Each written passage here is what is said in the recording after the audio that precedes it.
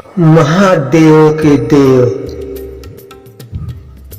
हर हर महादेव, घर घर महादेव। भक्तजनों, अगले वीडियो में हमने बताया था शिव विवाह के बारे में। शिव का विवाह कैसे हुआ था, पार्वती कितना तपस्या उठाई थी, ये सारी जानकारी भक्तों हमने आप लोगों को बताया था।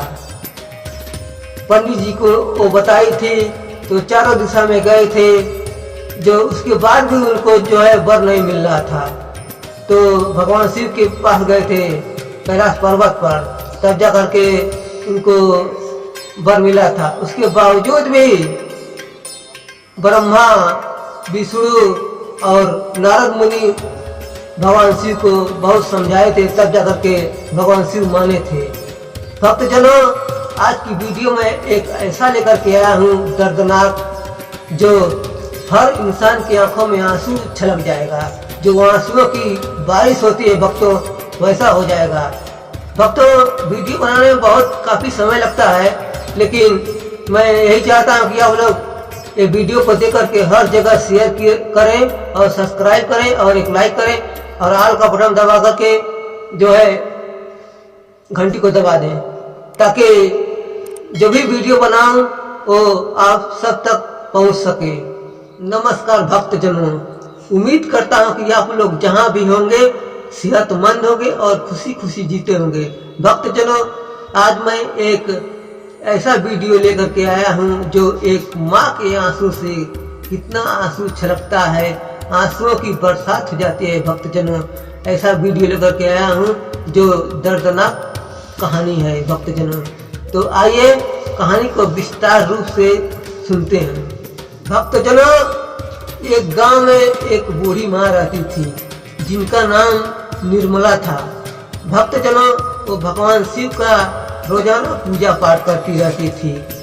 जल, मिश्री, अगरबत्ती प्रतिदिन वो चढ़ाती रहती थी, लेकिन धीरे धीरे जब उनका अवस्था ढलता गया तो भक्तजनों वो चढ़ाने के लायक नहीं रह गए। और उनका 2 बेटे थे, उनका भी धीरे धीरे वो शादी कर दी, लेकिन जब चढ़ाने के लायक नहीं रही तो जब बेटे बड़ा बाजार जा रहा था तो उनकी माँ ने कहे कि बेटे कहाँ जा रहे हो, तो बड़े बेटे ने बताया कि मैं बाजार जा रहा हूँ माँ। तो बूढ़ी माँ ने कहा कि बेटे 250 ग्राम मिश्री लेते आना, मैं भगवान शिव के रोजाना चढ़ाती हूँ, अब हमारे पास वो अवस्था नहीं है तो मैं कहाँ से चढ़ाऊँ। तो बेटे ने कहा ठीक है माँ। तो बड़े बेटे ने मिश्री लाई, तो बूढ़ी माँ ने प्रतिदिन रोजाना चढ़ाती रहती थी, जल और मिश्री, अगरबत्ती, जो भी समाज था बूढ़ी माँ को हमेशा चढ़ाती रहती थी। लेकिन भक्तजनों, धीरे धीरे जब उनके मिश्री समाप्त हो जाती है, चढ़ाने के कुछ भी नहीं रहता है, तो फिर छोटे बेटे से बोलती है। वो छोटे बेटे से बोलती है कि बेटे मिश्री लेते आना, अगरबत्ती लेते आना, मैं भगवान शिव को चढ़ाऊंगी। तो बेटे ने बोला कि ठीक है मैं ला दूंगा। तो उसकी जो है औरत बोलती है कि नहीं मत लाना इनको, क्या करने के लिए लाओगे, इनको कुछ मत लाना, इनको चढ़ाने के कुछ भी नहीं है, मत लाना। लेकिन वो बूढ़ी माँ कहती है नहीं बेटे लेते आना। तो भक्तजनों, इसलिए कहती है कि बूढ़ी माँ का जो पति थे वो मर गए थे। तो भक्तजनों, उसकी जो है छोटे बेटी की औरत कहती है कि का तुम्हारी जो है पति मर गए हैं, भगवान शिव का प्रतिदिन पूजा करती हो तो क्या तुम्हें मिला, और प्रतिदिन पूजा करती रहती हो, लेकिन कुछ मिला, तुमको कुछ नहीं मिलेगा।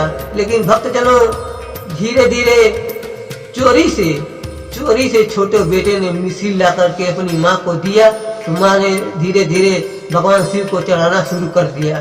तो धीरे धीरे भक्तजनों, मिश्री जब समाप्त हो गई तो बूढ़ी माँ बहुत जो है अफसोस में पड़ गई थी कि मैं अब क्या करूं।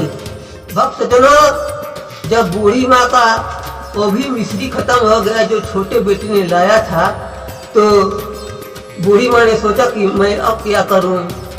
तो भक्तजनों, बड़े बेटे ने अपना पैंट खोल करके जो है रखा था, खूंटी में टांग दिया था। तो बूढ़ी माँ ने सोचा कि मैं उन पैंट में से थोड़ा पैसा निकाल लेता हूँ। तो बूढ़ी माँ ने उनके उसके पैंट में से 1 रुपये निकाले भक्तजनों। तो 1 रुपये निकाले तो गांव की दुकान से गई तो मिश्री लेकर के आई, फिर जो है पूजा पाठ शुरू कर दी। ऐसे ही बूढ़ी माँ हमेशा करती रहती थी भक्तजनों। फिर दूसरे दिन छोटे बेटे के पैर से जाकर के पैसा निकाले, चाहे 5 का हो, चाहे 1 का हो, चाहे 2 का हो, वो पैसा हमेशा निकालती रहती थी। तो मिश्री और पूजा पाठ भगवान शिव का करती रहती थी। लेकिन भक्तजनों एक दिन छोटे बेटे के पैर से जो बूढ़ी माँ पैसा जब निकाल रही थी तो छोटे बेटे की औरत देख गई। जब छोटे बेटे की औरत देख गई तो उसको अपने सास को लगी बोलने कि प्रतिदिन लगता है तुम चोरी करती होगी और जो है चोरी करके भगवान शिव को पूजा पाठ करती हो।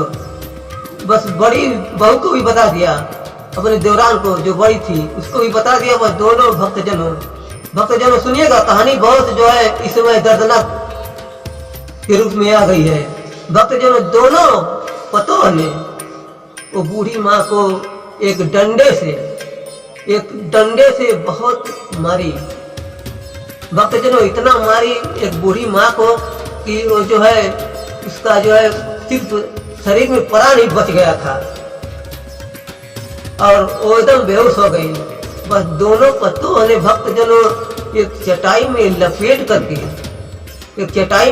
करके जंगल की तरफ ले जाकर के जंगल में रख दिया और बूढ़ी माँ को जंगल में रख करके चली आई दोनों पतों ने भक्तजनों। अब बूढ़ी माँ का बहुत बुरा हाल हो गया था भक्तजनों। जब जंगल में फेंक करके वो दोनों पतों आ गई तो बूढ़ी माँ जंगल में ही थी। तो भगवान शिव और पार्वती भक्तजनों जंगल में जो है फूल तोड़ने के लिए जा रहे थे। जब भगवान शिव और पार्वती जंगल में फूल तोड़ने के लिए जा रहे थे तो फूल तोड़ रहे थे तो माता पार्वती के पैर पर वो जो है बूढ़ी माँ का जो है पैर पड़ गया, उन्हीं के ऊपर पड़ गया। तो पार्वती सोची क्या है, तो पार्वती जब खोल करके देखी तो एक बूढ़ी माँ है और उनके अंदर अभी भी प्राण है। तो भगवान शिव से सारी बात बताई और दिखाई भगवान शिव को भी। तो भगवान शिव भी बहुत आश्चर्य पड़ गए।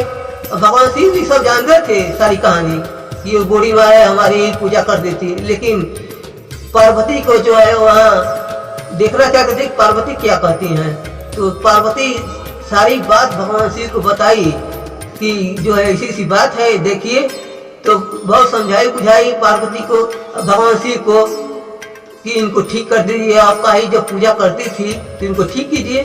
तो भगवान शिव कहे कि देखिए मैं इनको ठीक नहीं कर सकता हूँ। ये बूढ़ी माँ जो है पूजा पाठ हमेशा हमारा करती जरूर थी, लेकिन जो है जो पैसा लाती थी पैसा वो चोरी करके लाती थी। हमेशा 1-2 रुपया जो भी लाती थी वो पैसा चोरी करके लाती थी, इसलिए मैं इनका कैसे जो है सहयोग कर सकता हूँ। तो माता पार्वती कही कि देखिए पैसा चोरी करके ले आए चाहे डाका मार करके लाए, लेकिन आपकी ही पूजा में वो लगाती थी, इसीलिए आपका फर्ज बनता है कि इनको आप जो है ठीक कर दीजिए, नहीं तो मैं जंगल से जाऊंगी नहीं। मैं ठान ली हूँ कि मैं जंगल से जाऊंगी नहीं, चाहे कई बूढ़ी माँ किसी तरह से लाई हो, लेकिन इनको ठीक कर दीजिए। तो भगवान शिव बहुत सोचने लगते हैं तो कहते हैं कि चलो ठीक है मैं इनको ठीक कर देता हूँ। भक्तजनों पार्वती ने बहुत जब समझाया तो भगवान शिव ने अपनी शक्ति से वो बूढ़ी माँ को जो है एकदम ठीक कर दिया। ऐसा ठीक कर दिया कि जैसे जो है 40-50 साल की बूढ़ी माँ हो, उनका बाल काला एकदम मतलब जवान हो गई। और वहाँ पर वही जंगल में घर बनवा दिए, फूल पाती हर चीज लगवा दिए। वो बूढ़ी माँ वहीं रहने लगी। लेकिन देखिए भक्तजनों बूढ़ी माँ के बेटे का क्या हाल है। बूढ़ी माँ का बेटे का हाल बहुत बुरा हो गया था।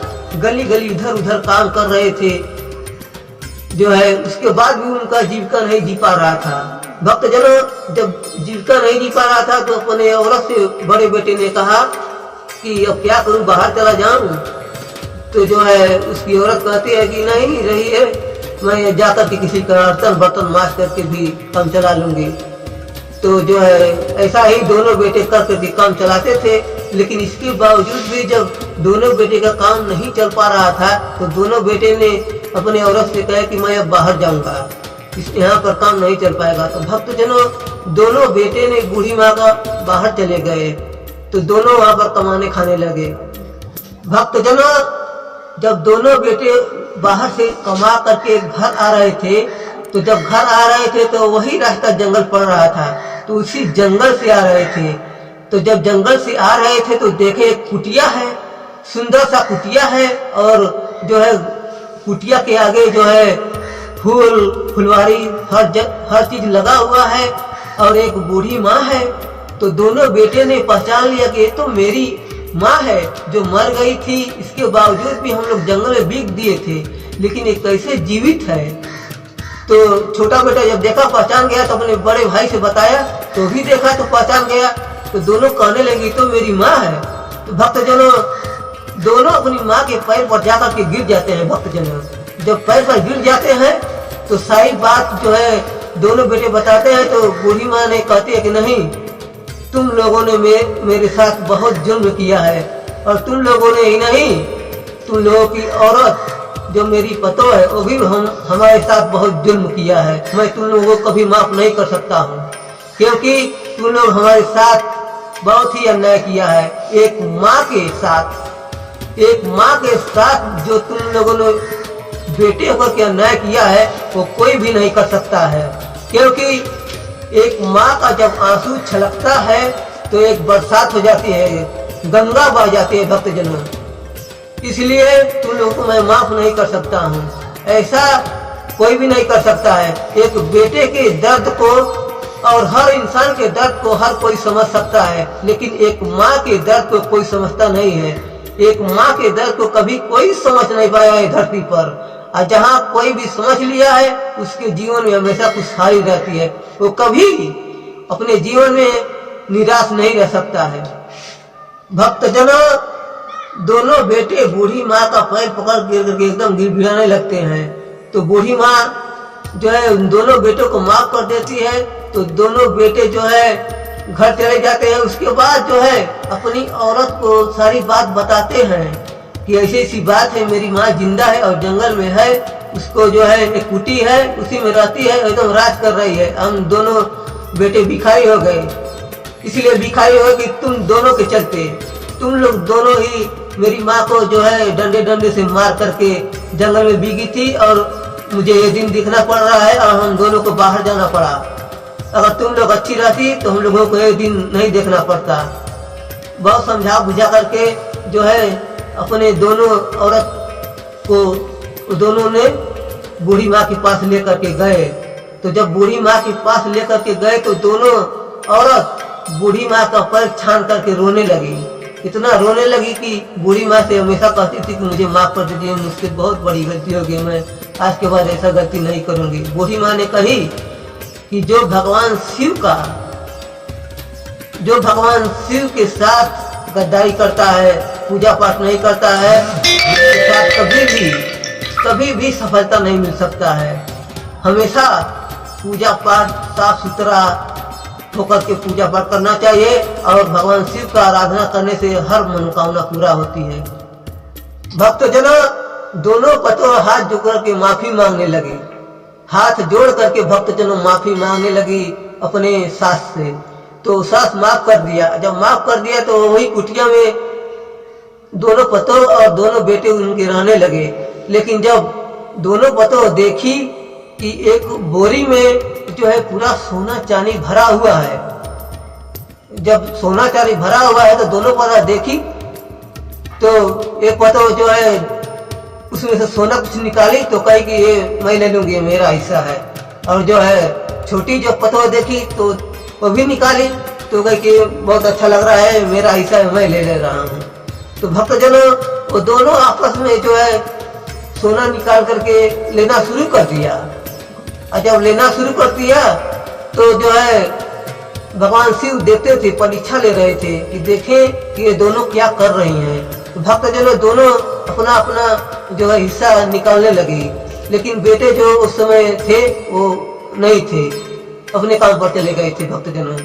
तो धीरे धीरे भक्तजनों समय बीतता गया।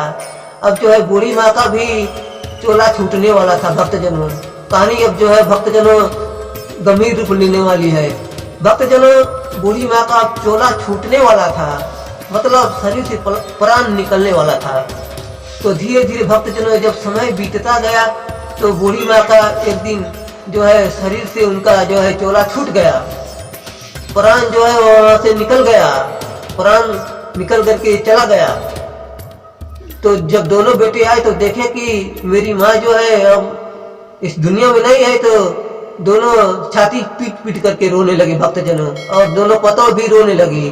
तो जो है धीरे धीरे भक्तजनों जब 12 दिन बीत गए तो उनका काम क्रिया हुआ, और जब धीरे धीरे जब काम क्रिया जब हो गया तो भक्तजनों जो ये दोनों पतों सोना ली थी, तो जो सोना ली थी वो सब माटी मिल गया, पत्थर हो गया, और जो कुटिया उटिया थी जो बना था वो सब वहां पर रहा ही नहीं, ऐसा हो गया, जंगल हो गया।